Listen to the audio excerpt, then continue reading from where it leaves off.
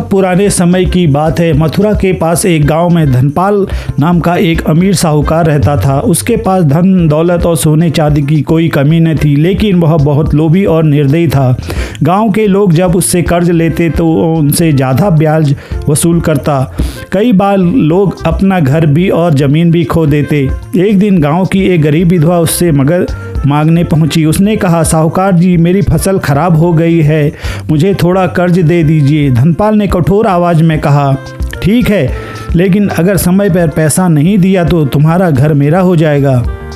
बेचारी विधवा रोते हुए लौट आई। यह सब देखकर भगवान श्री कृष्ण को उस गरीब स्त्री पर दया आ गई। उन्होंने उस लोभी साहूकार को सबक सिखाने का निश्चय किया। अगले दिन श्री कृष्ण एक साधारण ब्राह्मण का रूप लेकर धनपाल की दुकान पर पहुंचे। उनके हाथ में एक छोटा सा मटका था।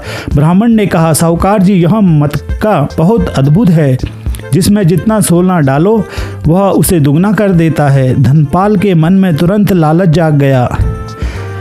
उसने एक सोने का सिक्का मटके में डाला और थोड़ी देर बाद 2 सिक्के निकल आए। उसका लालच बहुत ज़्यादा बढ़ गया था और उसने अपना सारा धन उस मटके में डाल दिया। लेकिन इस बार जब मटका उल्टा किया गया तो उसमें से एक भी सिक्का नहीं निकला। धनपाल घबरा गया। तभी ब्राह्मण के रूप में तेज प्रकाश फैलने लग गया और स्वयं भगवान श्री कृष्ण वहाँ प्रकट हो गए।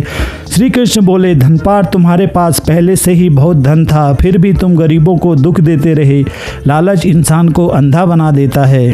धनपाल अपनी गलती समझ गया। वह रोते हुए श्री कृष्ण के चरणों में गिर पड़ा और बोला, प्रभु, मुझे क्षमा कर दीजिए।